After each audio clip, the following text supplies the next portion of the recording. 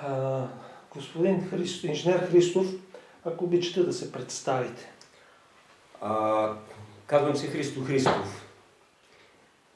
Трудовата ми биография започва 75-та година на 20 октомври в Правец, строителен тогава завод Правец. Преди това съм завършил в Ловски политехнически институт в някогашния Съветски съюз, сегашна Украйна.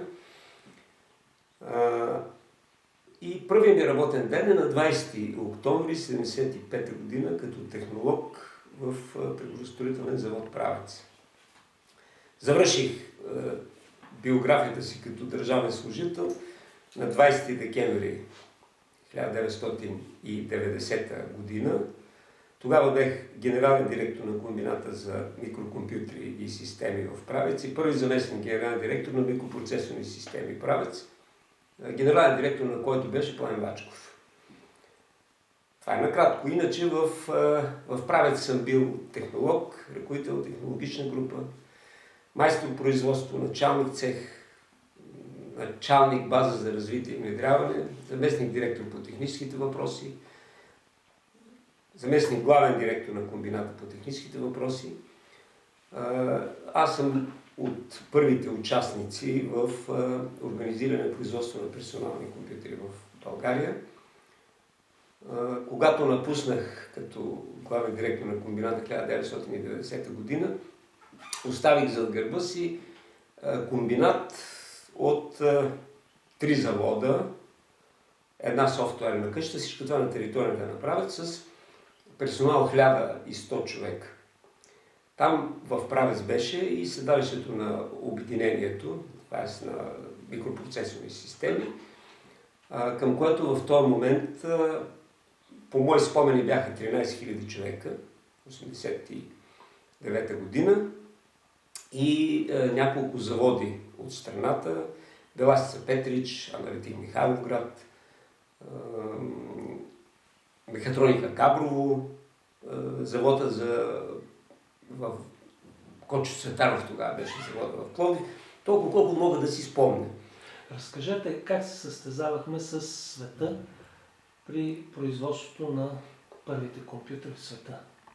1976 година през март месец си мисля, Apple се създава като фирма и пуска първите си компютри, изработени в гаража на Стив Джобс. В 1977 година произвежда някъде към 20-25 хиляди компютри, по спомен ми е такъв. В 1980 година, значи 3 години след събитията в Калифорния, Марангозов прави Имко-1, който е на база на тогавашния микропроцесор на Intel 8080. По-късно прави Имко-2, който е хардуерно копие, веднага подчертавам, хардуерно копие на Apple II. Софтуер за този компютър, който трябваше да работи с кирилица, трябваше да обслужва въобще българския пазар и съветския пазар тогава, се прави от нашата група в България, от Марангозов. И това е голямото постижение. Всъщност всичките се хващат за това. Значи, това е копия на Apple. Apple-овските компютри не можеха да работят с нашия софтуер. Но нашите компютри работиха и с нашия софтуер, и с Apple-овския софтуер. Персоналните компютри още тогава, Марангозов е човека, който беше първия апостол на тая дейност, те са предназначени за широко приложение. За хора, които нямат да представят какво е това компютър. Но те имат нужда от помощно средство. Това тогава го разказвахме всички наляво и надясно.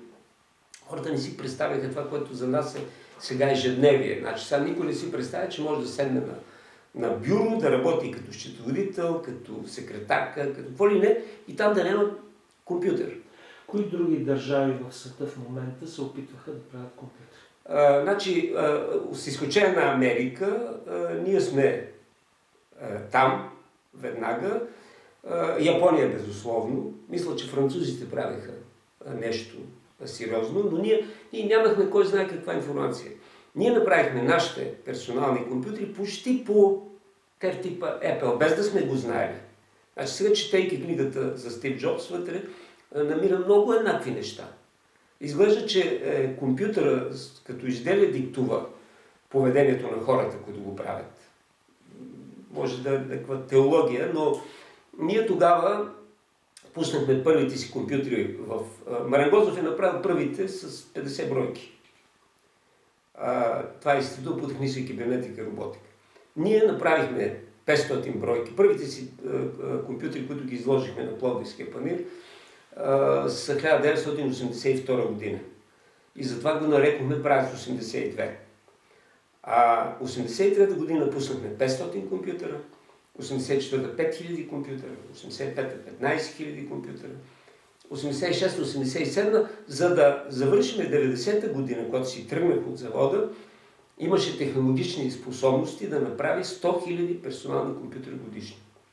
По технически параметри как се съпоставяха с западните образци? Напълно отговарях. Значи, може да се говори, че като качество сме отстъпвали. Ние нямаше как да не отстъпиме като качество.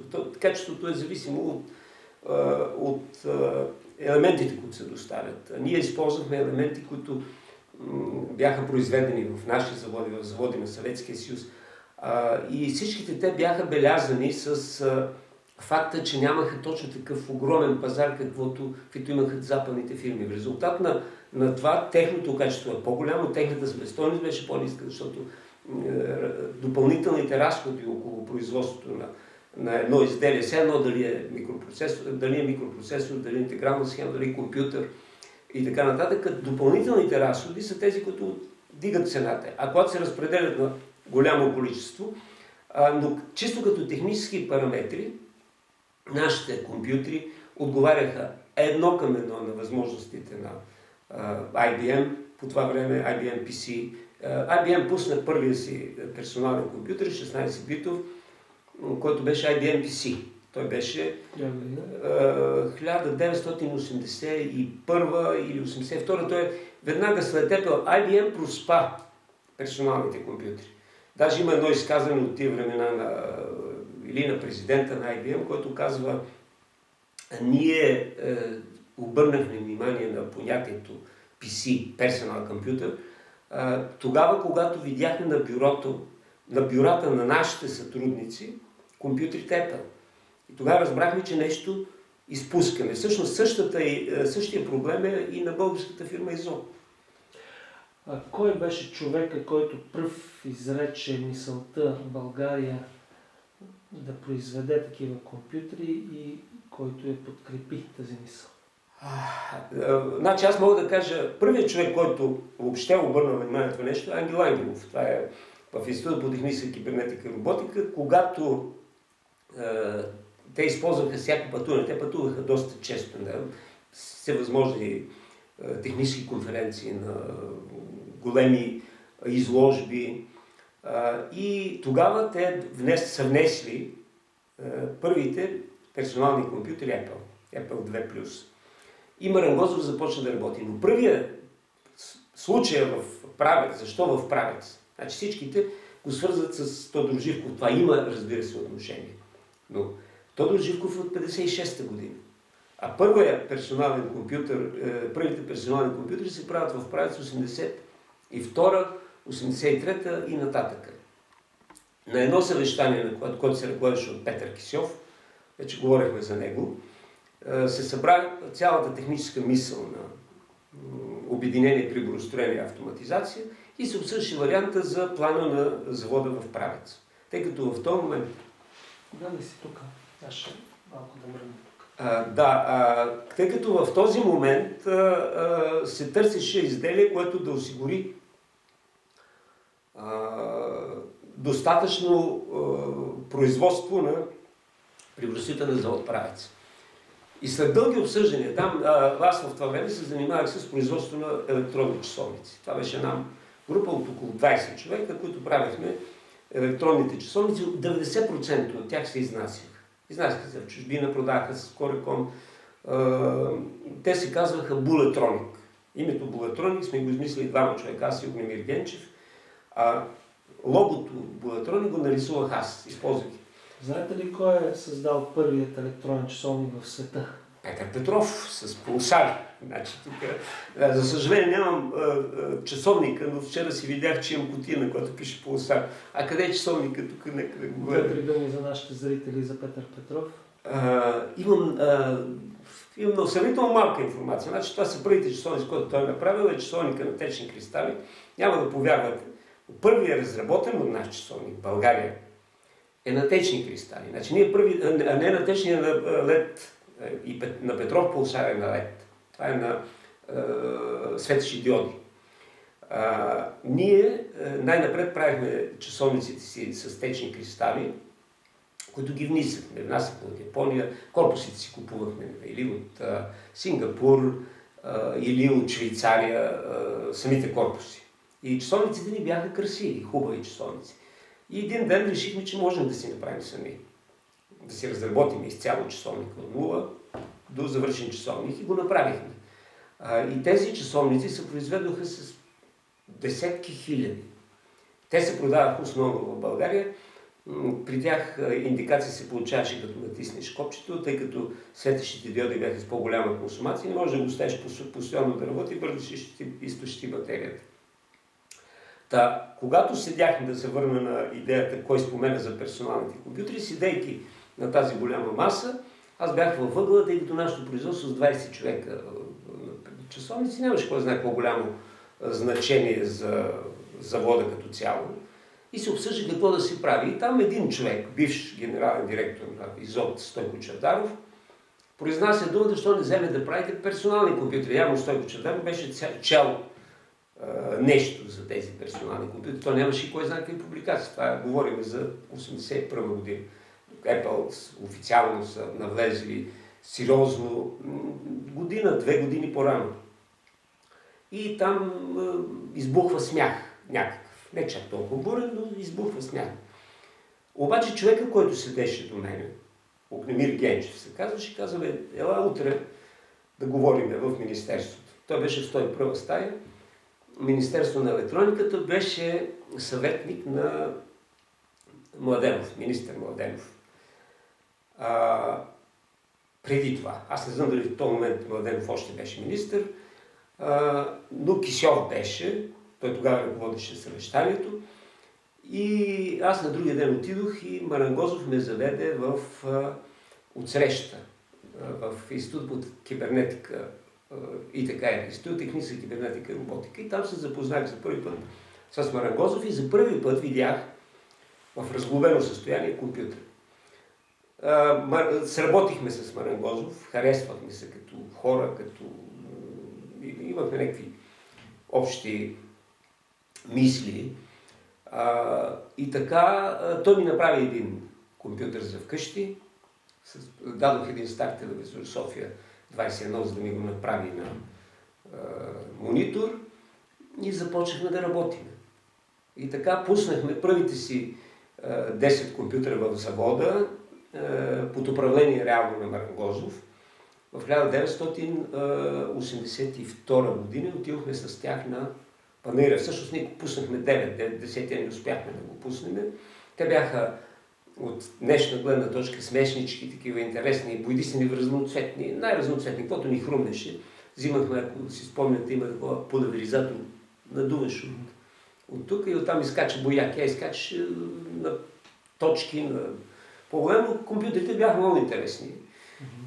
И това е, понеже е свързано с Тодор Живков, всъщност за първи път се появява Тодор Живков в нашата история. Той е бил през цялото време. Значи, Ангел Ангелов в един подходящ момент го запознава като Ангел Ангелов, в този момент е посланник на България в Япония. Едновременно бидейки директор на Институт по техническа кибернетика и роботика. Но когато ние се явихме на Пловдивския панаир с първия си компютър, правец 82, Марангозов ни даде първия цветен монитор, който въобще можеше да го има. И аз написах една програма на Basic, която правеше такива велики неща. Пишеше вертикално, хоризонтално правец, по диагонал правец, по другия диагонал правец.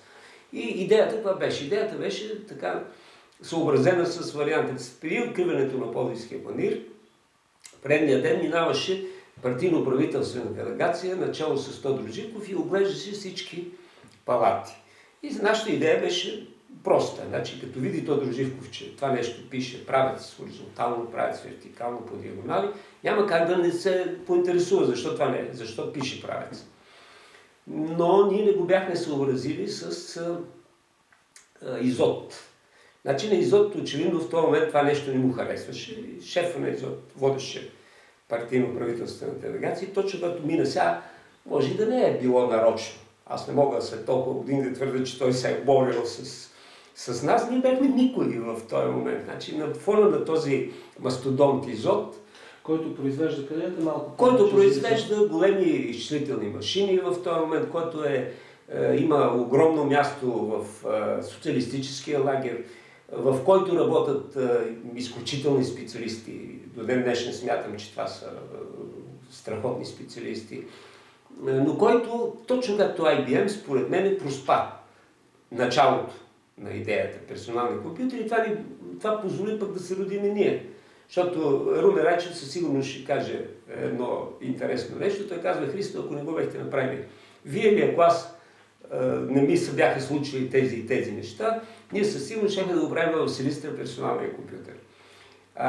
Те и да го бяха правили в Силистра нямаше да стане, защото идеята на Изот в този момент беше да се правят персонални компютри. Добре, съгласна с това да бъде персонален вид, индивидуален, както да го наричаш. Но той да бъде с елементната база, с която те в този момент използвах.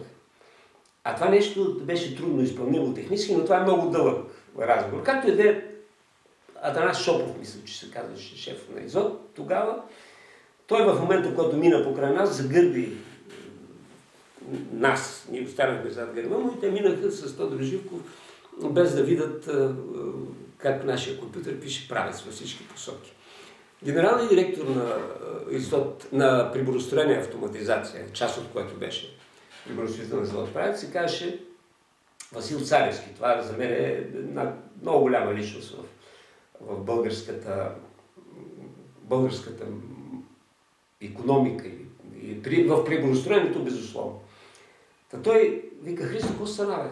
Абе, викам, какво стана? Значи аз такъв труд, толкова го рекламирам този продукт, че ако си имах пари, щях да си купа, но той не успя да го види. И в резултат на това, че това беше пропуснато, ние продължихме да работим няколко човека в завода, Марангозов в Института по техническа кибернетика, но ние загубихме като правило, от 82 до 83 година, фактически една година го загубихме. Ние бяхме готови да произвеждаме, само че нямаше голямата дума. Значи ще се прави. И 83 година, пак Петър Кисьов, нашия завод в приборостроителен завод Правец увисна с 2 милиона. Значи септември месец имаше план 8 милиона лева да произведе. 6 милиона ги правеше, имаше на кого да ги продаде изделията, но част от електронните изделия, които трябваше да произвеждаш, не бяха готови и отивахме на варианта да не се изпълни плана. И тогава мене ме извикаха, знайки, че ние сме доста напреднати, извикам Петър Кисьов и вика: вие колко компютри може да произведете до края на годината? Това е септември, значи имаме 3 месеца. И аз казвам колко трябва. Той вика: не ни стига 2 милиона. Колко се продават компютрите? Това на Пламен, съпругата, която е професор, тя винаги се смее на този случай. Тя вика за това, като ви чуя някой как сте определяли, как сте ценообразували. И аз викам: и така ги произвежда и ги продава по 4000 лева. Той вика: значи 2 милиона на 4000, 500. 500 можете ли да направите? Разбира се, а ние сме направили 9 в този момент. Дали можем 500? Но... И ние, за да не стане прекалено дълго, ние ги направихме. Значи, на нова година имахме 500 компютъра. И тия 500 компютъра се разпродадоха масово и светкавично. И отидоха точно там, където трябваше да отидат. Те отидоха в училища и фактически ние излязохме пак на вариант Apple. Значи точно така е правил и Стив Джобс. Тогава нямаше книгата, така че нямаше къде да прочетем, но и чисто инстинктивно сме правили това, което може да се прави. Колко може да направим следващата година? Тук вече ме измиках на местно ниво там партийните ръководители. Аз казах 5000. Тези 5000 ги смятах в интерес на истината. Значи ние с толкова човека, инженери с толкова работници, направихме 500 за 3 месеца. Значи ако ние увеличиме инженерите с толкова, работещите с толкова, може да направим 5000. И това ни беше определено като план. В 1984 година се появи Румен Райчев и ние променихме външния вид на компютъра и името. Причината да се промени името е предаването на Божана Димитрова разговора с вас в петък. Тя на мен ми се обаждаше вкъщи във връзка с часовниците. Значи всеки клиент, който се оплачеше, че батерията му се е изтощила, часовника му се е разстроил, така нататък, се обажда на нея и тя в петък ми звъни онлайн, тогава за пръв път съм участвал в такива предавания и пита другарю Христов, какво става там на еди кой си клиент, се развава часовниката. Една вечер тя ми звъни. Ние сме вече 83-та, навлизам в 84-та година и тя казва, тук има въпроси от слушатели, кога ще се появи Правец 83. И аз в този момент разбрах, че това не е добра идея. Значи, ние всяка година трябва да правим 84, Правец 85, Правец 86. И аз в момента излязох от ситуацията, казах, че 82 не е годината. 82 е 8 битов, а двойката е защото е налог на Apple 2. Но отивайки в завода, ние решихме, че трябва да сменим името, в резултат на което го нарекваме Правец 8M. Идвайки Румен Райчев, направихме и истинския дизайн на Правец 8M и с един много добър дизайнер в това време, казваше се Добрин Пешин, той беше ръководител на Центъра за промишлена естетика, мисля, че така се казваше. Ние направихме новия компютър и същата година, 84-та, получихме първия си златен медал. И първата награда Златни ръце имаше такива награди. Така тръгнаха компютрите. От този момент нататък вече трябваше да си мислим как да правим печатните си платки, защото ние ги купувахме в много сложна ситуация от Русе, после да си направим кутиите качествени, трябваше да се свържем да доставим хубави машини. И постепенно до 1985-86 година завода се превърна в комбинат. 1984 година дойде Пламен Бачков като директор на завода. 1985 година аз бях назначен за негов заместник по техническите въпроси и малко по-късно, 1985 май, Румен Райчев като заместник директор по технологии. Светът тогава къде беше? Светът беше пред нас, безусловно. Пред нас, но не толкова много пред нас, колкото е сега, например. Вашето писмо от Whitehead? Моето писмо го има, аз ще ви го разпечатам. Значи, 1988 година се организира посещение на дипломатическия корпус. Тогава имаше такава практика в държавата. В един определен момент от време се поканваха всички дипломати, всички там аташета, истории и така нататък, да посетят някой град. Той се определяше като централен град. И в 1988 година за това така беше определен Правец и Ботевград. И за първи път ние показахме вече завършения комбинат за микропроцесорна техника. Също 1985 година, септември месец, завода, приборостроителен завод Правец, с решение на Министерския съвет, беше преобразуван научно-производствен комбинат по микропроцесорна техника. Научно-производствен, защото имахме база за развитие и внедряване. Това е моята... преди да стана заместник директор, бях началник на тази база. Направихме софтуерна къща в Правец. Всичко това заедно с учебно-квалификационния технически УКТЦ към МЕИ. Всичко това беше скрито зад акронима, зад научно-производствен комбинат по микропроцесорна техника. В 1988 година това беше едно красиво техническо решение с завод за печатни платки, един от най-съвременните в Европа. Значи завода ни за печатни платки, там Румен Райчев може да каже повече, той е в сърцето на построяването му и първият му директор на завода за печатни платки. Той беше заедно с фирмата Шеринг, която е световно известен производител на печатни платки. Ние в този момент, 1988 година, имахме линия за производство на клавиатури, която беше японски лиценз. В този момент беше ни линията, автоматизирана линия за производство на компютри. Тоест в 1988 година мощността на правец беше 100 000 персонални компютри годишно. И ние я постигнахме. Ние имаме един или колко там месец, в който произвеждахме по 400 персонални компютри на ден. И аз тук искам да кажа за тия лоши легенди, които се разпространяваха веднага след 1989 година. Това вече идеята е, че на нас, поради това, че сме в правец, са ни докарвали готови компютри, ние сме правили лепенките и нашите 1000 човека са седели и са лепили лепенки от задния, което е писало правец 16. Значи правец, компютрите правец, 8-битовите, които са аналози на Apple и 16-битовите аналози на IBM-овските компютри. 90-та година IBM беше основно произвеждаше AT и ние бяхме с нашия правец, отговаряше на AT. 90-та година, според мен, там се свърши.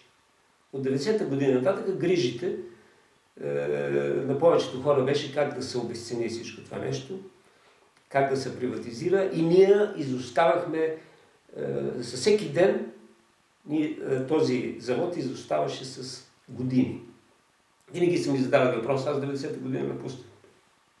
Защо не съм участвал в приватизацията? Не съм участвал просто, освен че нямаше условия, освен че не бях и допуснат да участвам в такава приватизация, но нямаше и смисъл. Значи ние в това производство технологичното развитие трябва да се развива, да се прави непрекъснато. Значи, правиш много изделия, непрекъснато се сменят машини. Непрекъснато излиза една машина, тя вече не е модерна, не е достатъчно производителна, идва друга машина и така нататък. Това е един паралелен процес. Значи, 1989 година в края, този процес технологичния спря, по инерция, известно време там, 90-та, 91-та, може би, са произвеждали се още персонални компютри. Имаше един такъв интересен момент, аз вече напуснал, се опитах да си поръчам 1000 клавиатури, трябваха ми за някакъв проект в частния бизнес. Тия 1000 клавиатури трябваше да станат за 2 дена и половина. Завода успя да ги направи след месец.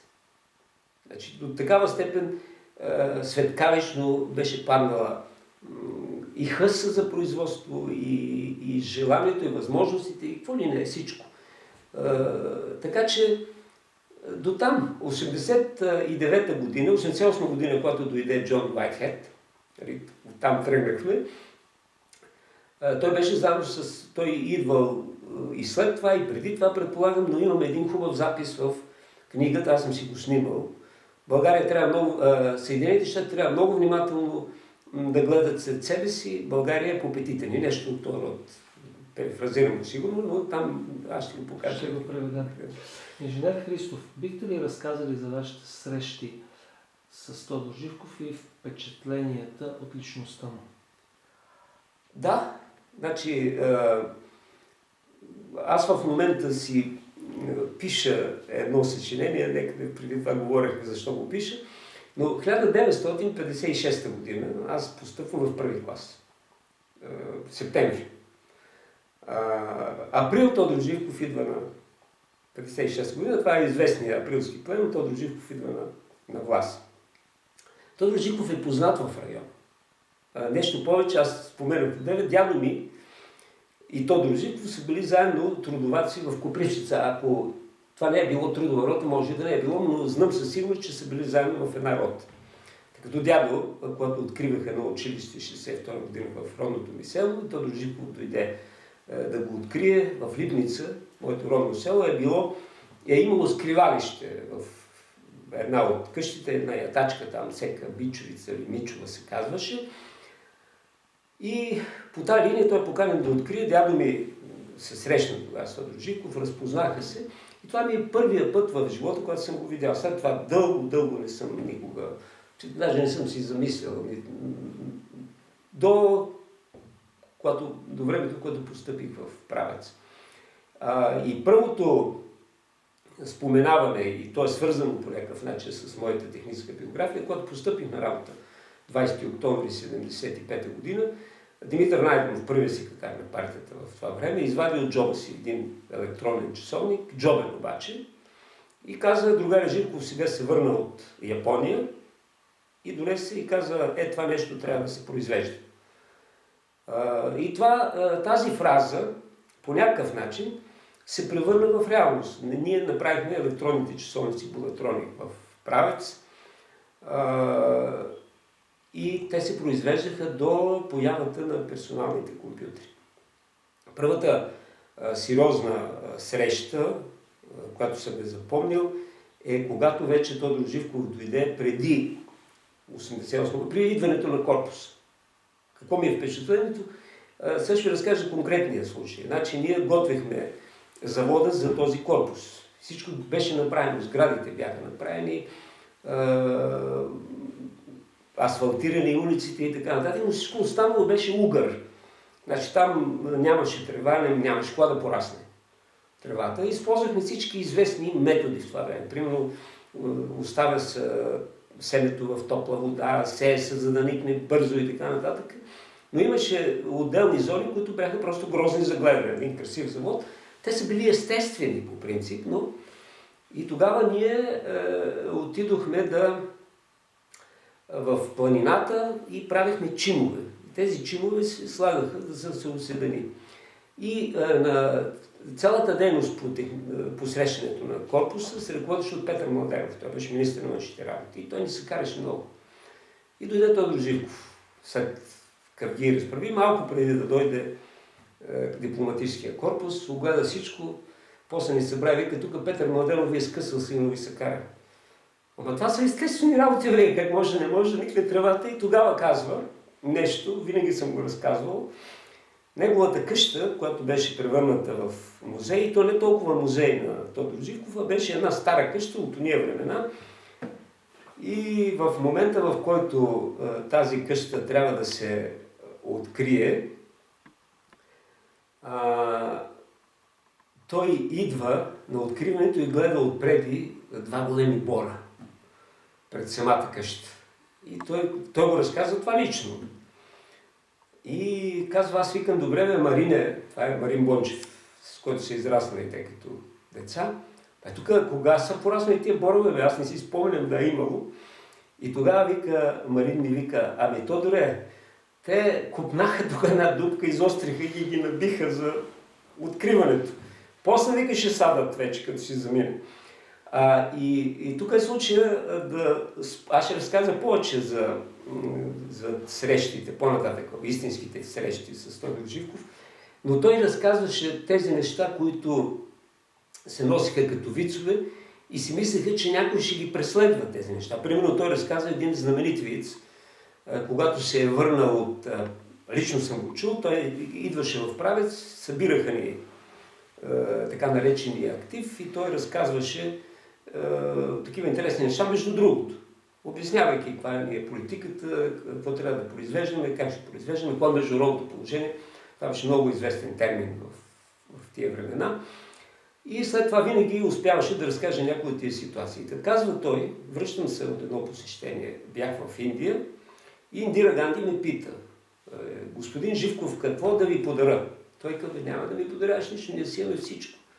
Тя казва: да взема ви подаря един факир. И аз тогава, казва той, и казвам: виж какво, факир нямам нужда, ние си имаме 8 милиона факири.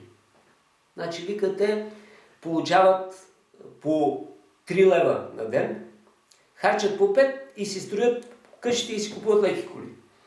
Това е... Аз съм го чул, това е изказване на Тодор Живков. Второто му изказване общо известен факт е, че след първите избори за Народно събрание след 9 септември, Тодор Живков е провален в Правец. Точно неговите хора не са го избрали и той обясняваше. Вика, идвам аз тук в родното си село и съм донесъл с една кинопередвижка ли, дето киномашина. И вика, вътре филм на съветската балерина Галина Уламова. И казва, оператора направил така, тя танцува, върти се, а оператора ви така нагоре по краката й. И попа, вика, местния, скочи. Значи дошъл е, вика, Тодор Живков и ни показва голи жени. И вика, това може да е една от причините. Те са много от историите, една от историята свързана с нашите часовници,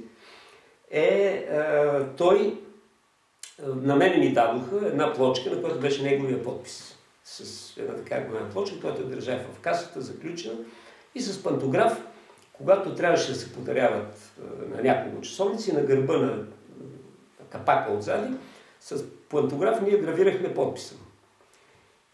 И той го разказва. Значи отивам, вика, аз в Родопско село, казвам името на човека, аз се не си го спомням, който правеше страхотни чевермета. И му подарявам часовник. Викам, бай, еди, кой си ти? Много хубави чевермета правиш, ето тук да си носиш часовник. Вика, той го служи часовника с циферблата надолу. Викам, чай бе, трябва да гледаш часа. Викам, часа, той вика, стареца, часа, аз ще има кой да ми каже колко е вълка. Ще видят, че има подпис на Тодор Живков тук. Сериозната среща, всъщност, първата сериозна среща, вече ние сме и голямо обединение, произвеждаме вече много компютри и на посещение в Правец идва Ери Хоникер. Пламен Вачко върви напред с Ери Хоникер и му показва нашето производство, което заслужаваше внимание като производство. В социалистическия лагер по принцип нямаше равно в този момент. И той показва всяка машина как работи, и ние вървим отзад с Тодор Живков. Чисто протоколно. И той се обръща налево, надясно. Той основно се интересуваше на кой си, ти дядо ти кой и така нататък. Там по-голямата част не бяха от Правец, но въпреки всичко това му доставяше определено удоволствие. И в един определен момент от време той изведнъж пита, вие какво правите сега, момчета? И тъй като този въпрос е абсолютно неочакван, аз нищо за секундата не можах да измисля, ми казах, ние компютрите основно, но вчера се занимавахме с цените.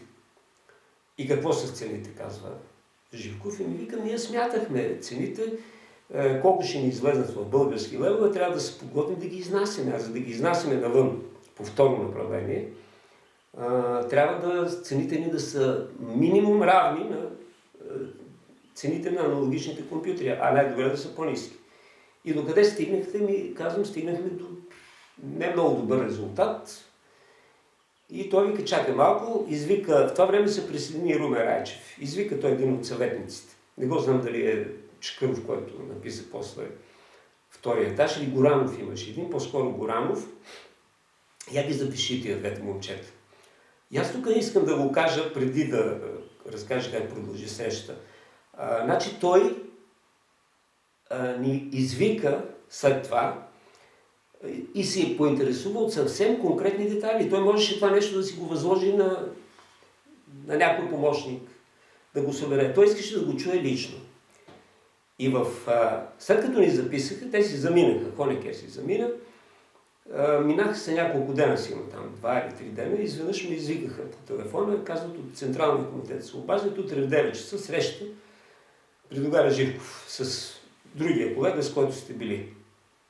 И аз попитах с човека, с който говорих по телефона, а това е темата. Темата е тази, която обсъдихте с Догаря Живков, като беше там.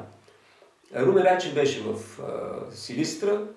Имахме много малко време, значи някъде от порядка на 24 часа, за да се подготвим за тази среща. И Румен, докато си дойде, ние стигнахме до единственото, помолихме Ангел Ангелов да ни даде някаква инструкция, как да се държиме. И това, което той каза, не се прекъсвайте, Но едновременно с това да не говори един само. Това беше му съвет. Сега, с каква настройка отидох аз на тази първа сериозна среща? Винаги, когато ходех при дядо си в село, независимо от това каква беше ситуацията в живота ми, когато дядо ми попиташе как си, сине, какво правиш и така нататък, аз винаги му казвах хубави неща. И аз отидох с такава настройка. Съвсем за първи път се насреща с Тодор Живков. Когато влязохме с Румен Райчев, той извика Стоян Овчаров. Седяхме на кабинета, но пред него имаше едно купче бели листа и химикалка. И нищо друго. Но той през цялото време на разговора си правеше бележки. И каза, разказвайте се. Стоян Овчаров, ние тримата. Започнах аз и му казах, ситуацията е такава. Значи ние произвеждаме нашите компютри с интегрални схеми, произведени в Ботевград, купени от Съветския съюз, с печатни платки, произведени в Русия или при нас, с корпуси, произведени при нас, и в резултат на което се получава, че компютъра ни излиза някъде от порядъка на 15 000 лева. А аналогичният компютър в долари може да се закупи за 2,5-3 хиляди долара. Което значи, че ако ние превърнем по курса на долара, който ни е на Централната банка, в този момент курса беше 0,58 или нещо от този род. Значи за 1 лев ние можеше да вземем 0,58 долара. Излиза, че казвам, че ние трябва да го продадем за 8000, което не е реално. И курсът, който е реален, е този, който е на черния пазар. Той го слушаше. Стоян Овчаров в този момент каза, другар Живков, той му каза, ти стой сега, слушай. След което Румен Райчев започна да обяснява.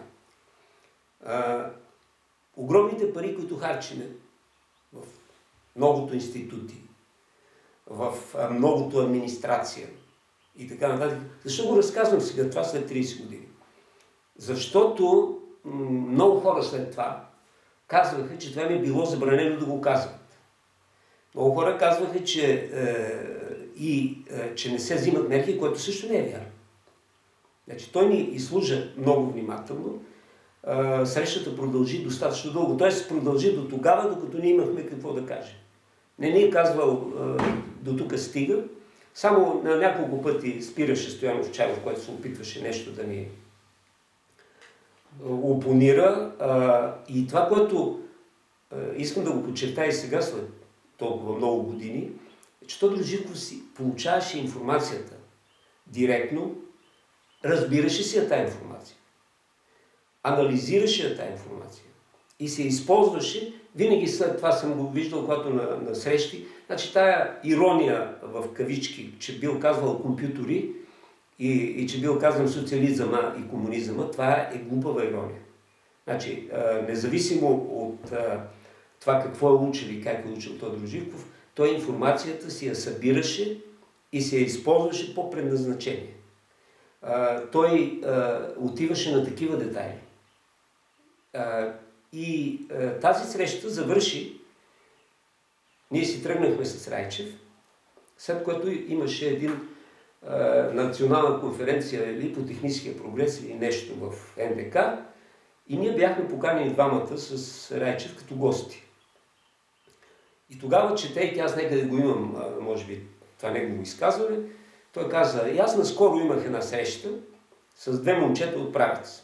Сега, очевидно, двете момчета от Правец, телевизията имала информация, защото в този момент камерата ни хваща нас с Райчев и ни показва. Викам, Румене, ние сме вече в категорията на хората, които са се намесени, може би не там, където трябва, но по принцип това, което Тодор Живков го е правил като изказване, според мен. Значи, ще имат десетки хора, които ще кажат, че това не е така, че и не знам какво си.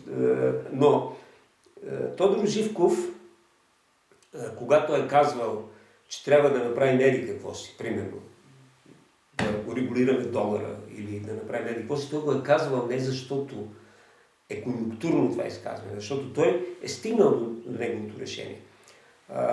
Втората ни среща е просто като че ли продължение на тази първа среща. Тя се състоя, значи тази среща е някъде след Хоникер. Хоникер дойде в септември, може би 1988 година. В 1989 година, лятото, Пламен Вачков замина в Япония в командировка и Димитър Найденов ми се обади на мен. Аз бях първи заместник на Вачков и докато го няма него, изпълнявах задълженията си на генерален директор на микропроцесорни системи. И дойде Найденов и каза: другари Живков е на резиденцията тук и иска да се срещне с ръководството на комбината. Нямаше какво да се прави, там обсъждахме дълго дали не може да се отклони срещата, тъй като го няма Пламен Вачков, но по принцип стигнахме до заключение, че няма как да се отклонява тази среща. Аз отидох на тази среща в резиденция. Там присъстваше, спомням си, Лазаров имаше началник на ДКНТП в този момент беше. Милушев и от местното ръководство. Найденов, шефа на АПК-то и така нататък. И той казва: разказвай, момче. Ние бяхме първите. Разказвай каква е вашата идея, какво ще правите. И аз разказвах. Казвах, това, което ние в момента ни пречи, е, че ние не можем да си направим големия пазар. Големия пазар, за да го направим, трябва да сменим няколко неща. Ако ние си използваме същата елементна база, примерно, която използват IBM и другите, ние ще произвеждаме същи компютри. Технологията е същата. Количеството на хората не е големо, така че ние винаги можем с дисциплинарно да вкараме достатъчно добра дисциплина, достатъчно добро ръководство и ние можем да получим и качество, и количество. Използвайки обаче елементна база, за която не можем да гарантираме, ние отиваме на значително по-малък пазар. А отивайки на значително по-малък пазар, това ни прави изделията по-скъпи, независимо, че нашата работна заплата е по-ниска.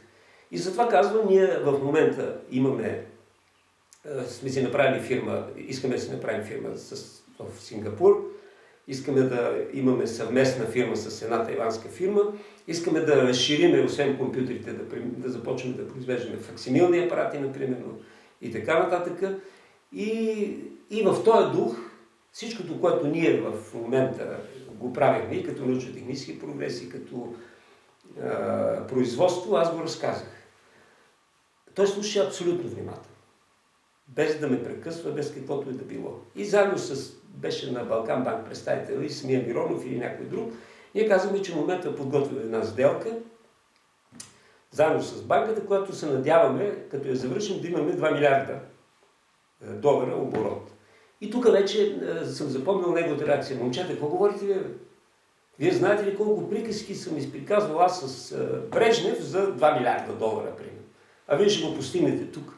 Викам, ние се надяваме да го постигнем, защото сме на база на тези разчети. Той замълча за малко, после загледа и вика: ти разбираш ли, че в момента говориш за неща, които касаят цялата ни електроника? И аз казвам, аз говоря за това, което ми зададохте като въпрос за нас, дали касае цялата електроника. Вече не знам кой ще го решава, но предполагам, че би трябвало да е така. И още 2 неща на тази среща, която съм запомнил. За цялата електроника 20 години напред. Да, може би. Да. Кажи го. За цялата електроника 20 години напред, точно така. И той спомена 2 неща, които предполагам, че са интересни, които имат отношение към личността това Божиков. Едната, той се обърна вече, приключвайки с нас, той се обърна към представител на агропромишления комплекс. И му вика: чакай, искам да питам нещо. Вие тук в Трудовец, това е съседното село, сте направили завод за вишни, за сокове от вишни. Искам да питам, кога в района са расли толкова вишни, че да направите? Ама ние сме насадили другари Живков други. Добре, като сте насадили, нека дано да е така. Но вторият ми въпрос е: защо навсякъде разпространявате слуха, че аз съм човека, който ви е разпоредил да правите този завод от вишни, за вишни високо? И там сконфузено всичко се замълча. Не го правете. Не го правете, казват. Аз не бягам от отговорност да ми се приписват неща, които не съм ги казвал, не съм ги изпирил, не съм съгласен. И следващото, което беше интересно, 2 седмици преди това, Бригита Чолакова беше направила едно предаване на мотела. И явно го беше гледал. Защото каза, тази жена, Бригита Чолакова, хубаво предаване направи. Много хубаво предаване. И приключихме, отиваме да вечеряме. Седнахме да вечеряме, мене ме сложиха срещу него. Не знам, значило или не значило нещо, щех да разбера, ако не беше дошъл 10 ноември, но то беше непосредствено след това. И той ме заразпитва вече за лични неща. Къде съм, как съм и така нататък. Тоест, това са двете решителни срещи. Иначе съм присъствал на срещи в Правец, които ни събираха, примерно 80 годишнината от рождението на Марин Бончев, с който са съратници. Идването на Чаушеско. Това беше също интересно. Ние направихме една изложба. И Тодор Живков върви напред и обяснява на Николай Чаушеско, а Елена Чаушеско върви след тях. И той казва, значи аз ще ви заведа после да видите, ние тук има един завод, където ще правим 100 000 компютри годишно. И Елена Чаушеско измърмори нещо. А обаче до мене седеше момче, инженер, който знаеше румънски. И той се засмя. И аз им го тя вика, каза, трънки ще правите. Елена Чаушеско не е смятала, че ще може да направим тия компютри. 100 000. Там посрещахме Ким Ир Сен, на който също му направихме изложба, за да види компютрите. На него съм го запомнил това, че му правихме един апарел, за да може да се качи до залата. Общото ми мнение е, че Тодор Живков си вършеше работата. Знаеше как да я върши. Не беше този човек, който се представяше след това. И даже си мислил, че освен, че не беше този човек, че е унизително за всички ни да го представяме като такъв, какъвто го представяме. Не може 35 години начало на държавата да ни стои човек, който да твърдиме, че не е имал качество за това нещо, а ние какви сме били, които сме били в тия 35 години отдолу. Толкова за срещите. След това не съм се срещал след 10. Много добре. Благодаря. Моля. Ще използваме доста неща, сигурно.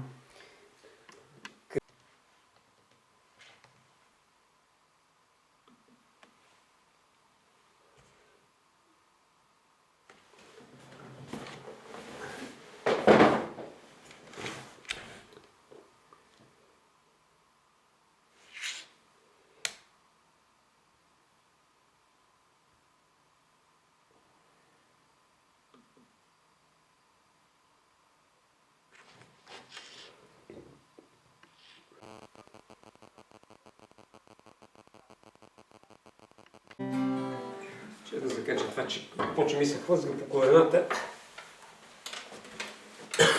Когато много говоря, гласа ми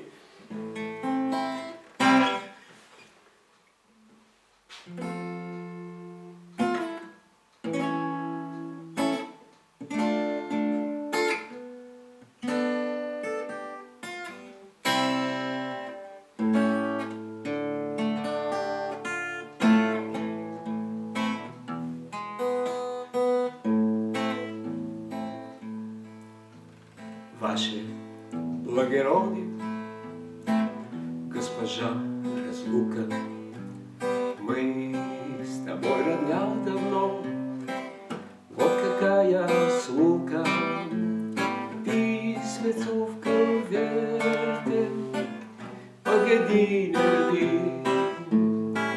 не везет мне в смерти, повезет в любви.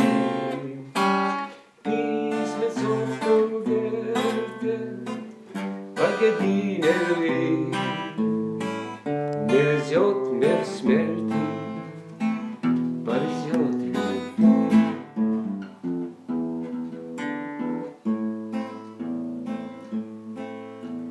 Ваше благородие, госпожа чужбина, жарко обнимала ты, да только не любила.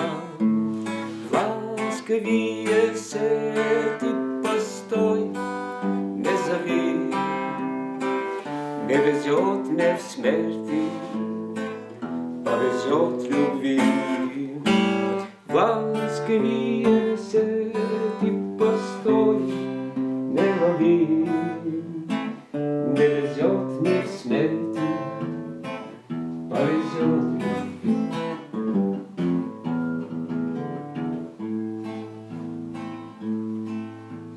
Ваше благородие, госпожа утрачена, для кого-то и добрая, а кому иначе. 9 граммов смерти постой, не лови, не везет мне в смерти, повезет любви. 9 граммов смерти постой, не лови, не везет мне в смерти, повезет любви.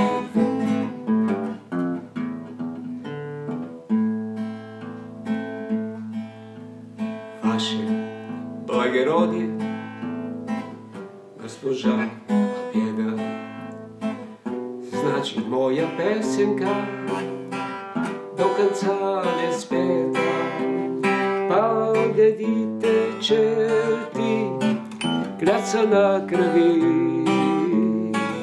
не везет мне в смерти, повезет любви. Погодите, черти, клятся на крови, не везет мне в смерти, повезет любви.